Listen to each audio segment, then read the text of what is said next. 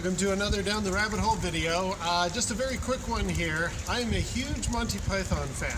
I must be, because I'm standing in Trondheim in Norway as the snow is coming down. In fact, it just started snowing before we started recording here. Why am I in Trondheim and why am I carrying this bag? Well, what I bought is actually, it's connected to a Monty Python skit that I've always enjoyed. So here's a little video.